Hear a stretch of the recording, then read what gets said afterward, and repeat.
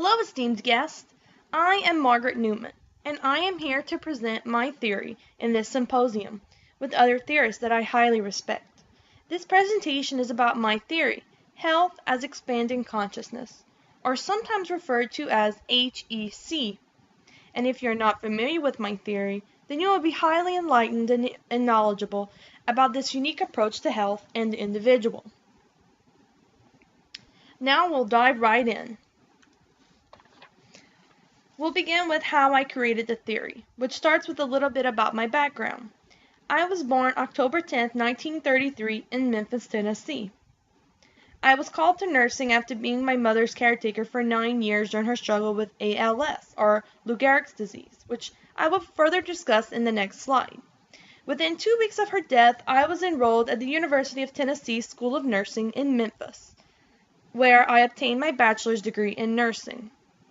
Upon graduation, I went almost directly into graduate study, where I studied in medical surgical nursing at the University of California, San Francisco, where I received my master's degree in 1964.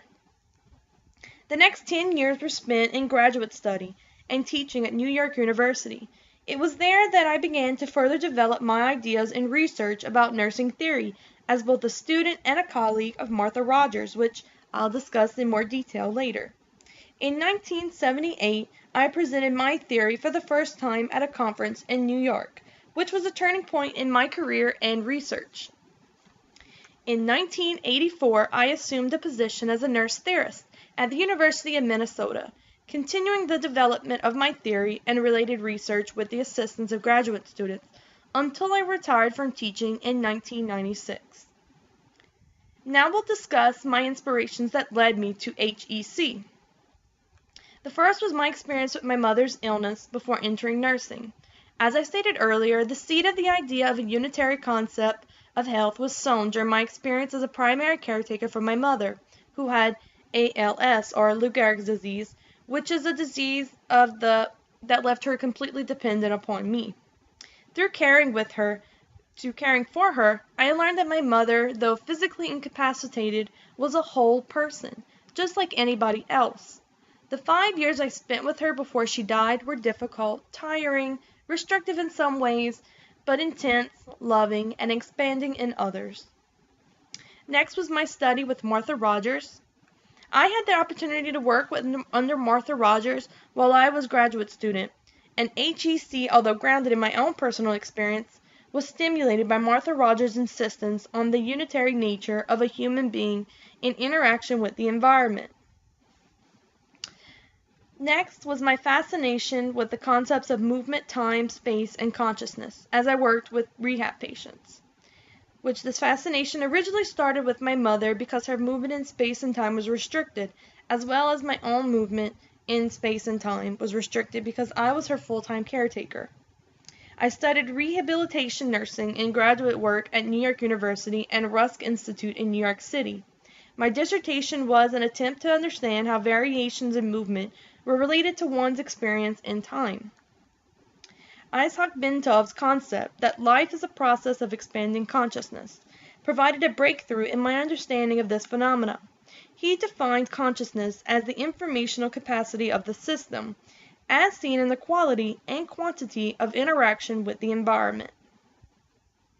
Lastly, the opportunity to present the theory at a 1978 conference, which compelled me to put it all together. When asked to present my theory of nursing to a large conference of nursing educators, I relied on what I knew about movement, time, space, and consciousness. I had already incorporated Rogers' basic assumptions in my thinking and my experience with my mother. I was able to put it all together and present my theory, health as expanding consciousness. Now we'll define terms that will help you better navigate this complex theory. These terms are defined within the context of health as expanding consciousness. Person. A person is unitary, which means an individual cannot be divided into parts, beings as centers of consciousness within an overall pattern of expanding consciousness.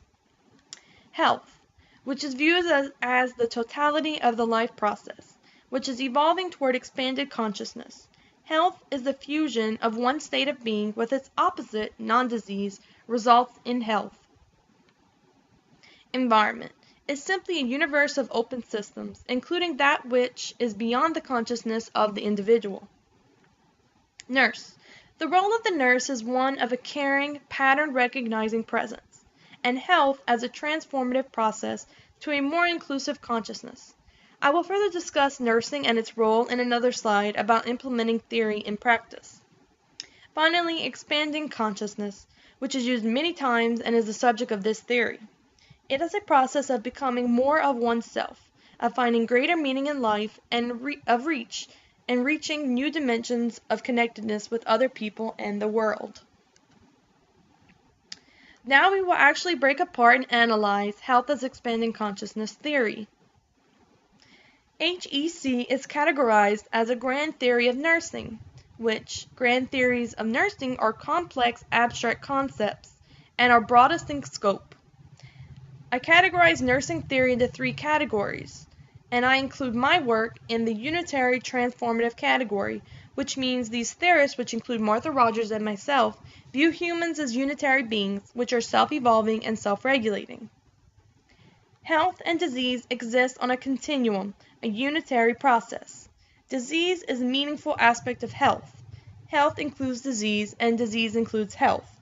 Disease and non-disease are not separate entities, but are reflections of the larger whole. One views the client and environment as unitary evolving patterns. Consciousness includes not only the cognitive and affective awareness normally associated with consciousness, but also the interconnectedness of the entire living system, which includes physiochemical maintenance and growth processes, as well as the immune system.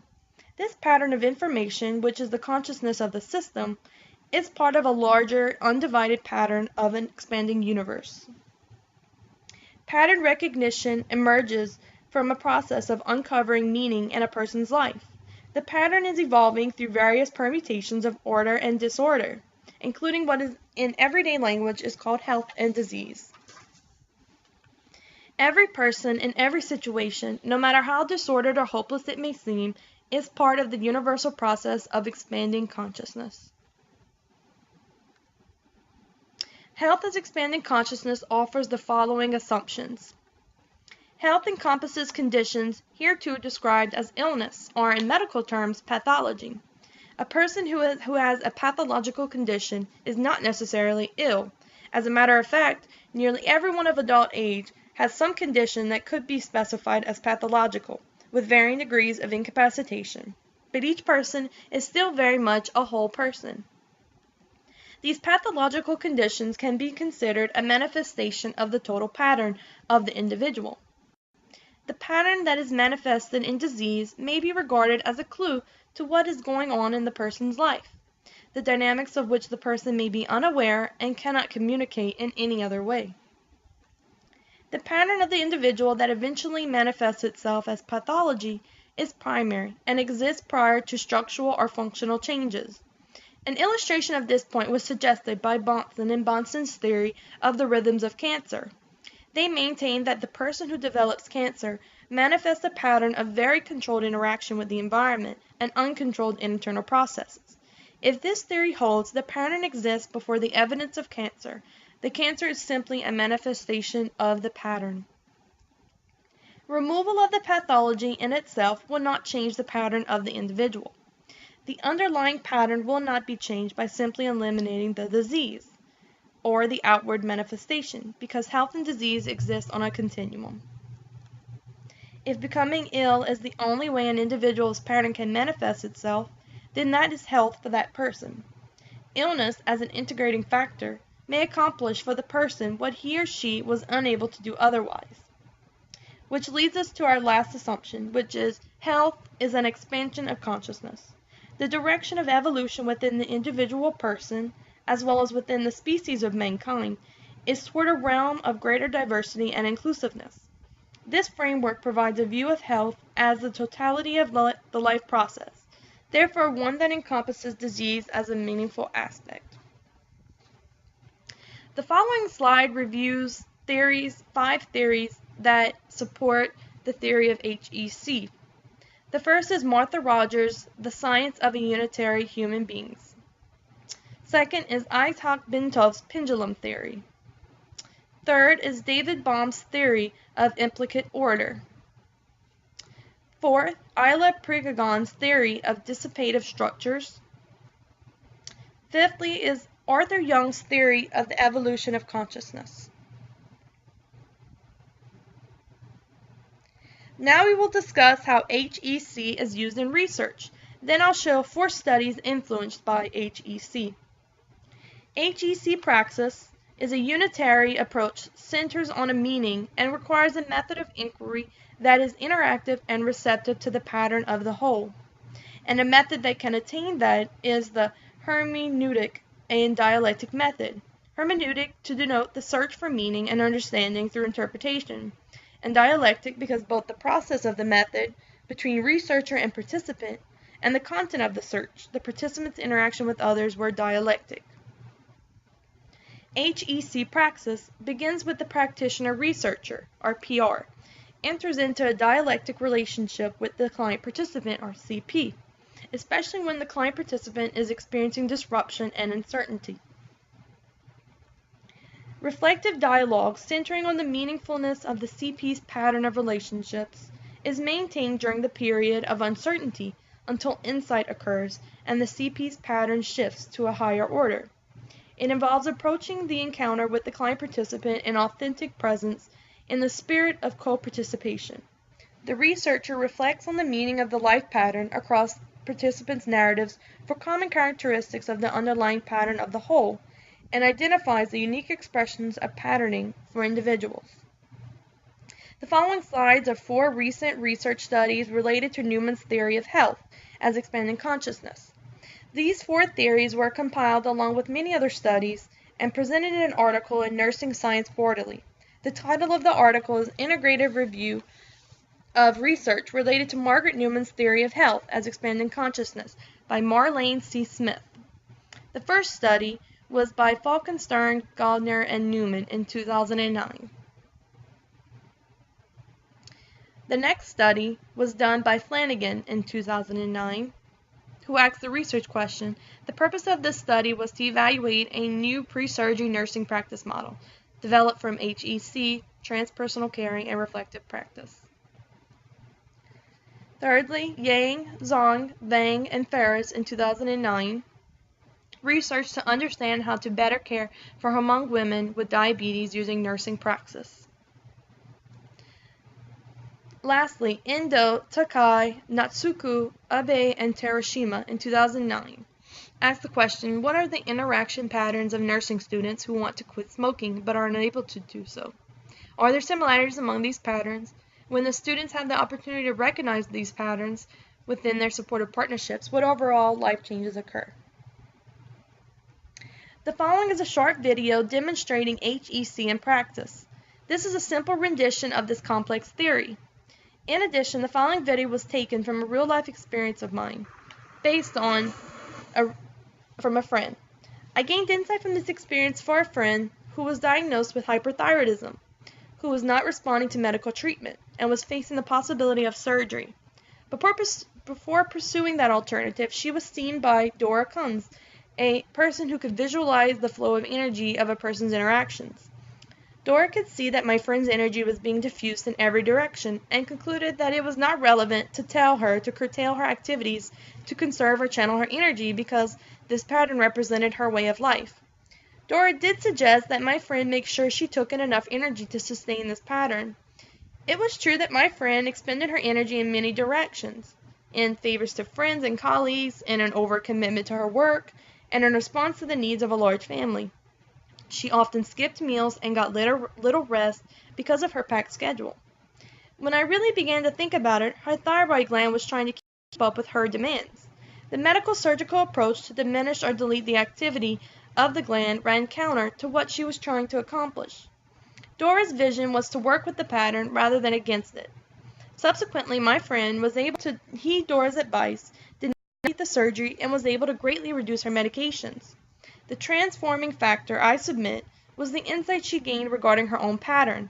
The pattern that eventually manifested itself as disease was primary. Her disease was a manifestation of the whole, not a separate entity to be attacked as though it were alien to the person. It revealed information about the person, environment, and relationships, and was meaningful to my friend's evolving consciousness. Next, we will see how HEC can be applied in practice. The shift from a problem orientation to a pattern recognition is a shift to a higher dimension of knowledge. Humans are constantly changing through time and space, and it shows a unique pattern of reality. The necessity of unconditional love, which manifests itself in a sensitivity to self, attention to others, and creativity. Disease is no longer the primary focus. The focus is on the person, the pattern of the evolving whole, or transformations within transformations, including the unpredictability of chaotic systems. The shift is from treatment of symptoms of disease to a search for patterns, from viewing pain and disease as negative to viewing them as information about the pattern of the whole. The nurse develops multifaceted levels of awareness to be able to sense the underlying pattern in the person's physical appearance and symptoms, emotional conveyances, spiritual insights, mental ponderings, tone of voice, movements, etc. The reflective nature of the HEC nurse-client relationship facilitates pattern recognition. Caring in this perspective is non-judgmental, non-interventionistic, and involves being with rather than just doing for. Caring in its deepest, most respectful sense. Nurses attend to the physical manifestations and patterns of interaction of their patients to sense the implicate pattern. Simplest examples of using theory in practice is recognizing that persons are more complex than the symptoms they present with, and that their illness is just one manifestation of their life and their interaction with the environment. It is important that the practitioner of nursing incorporate the knowledge of earlier realms as special cases of the pattern of the whole. For example, a nurse, while attending to the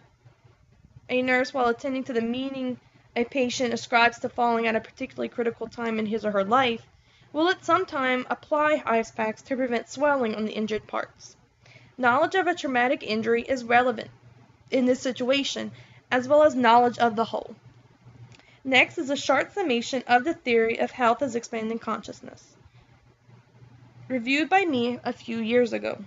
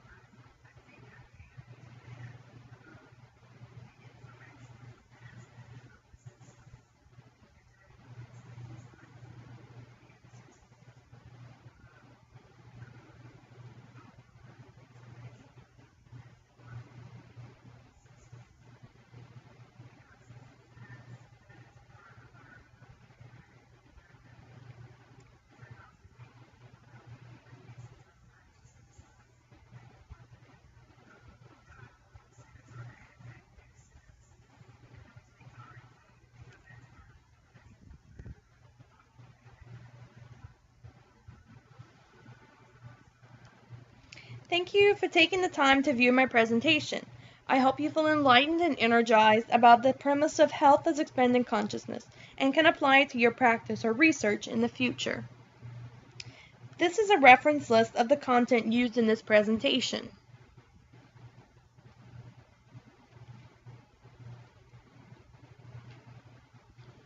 I have to give credit to the creator, producer, and actor used in this presentation, Hilary Leday.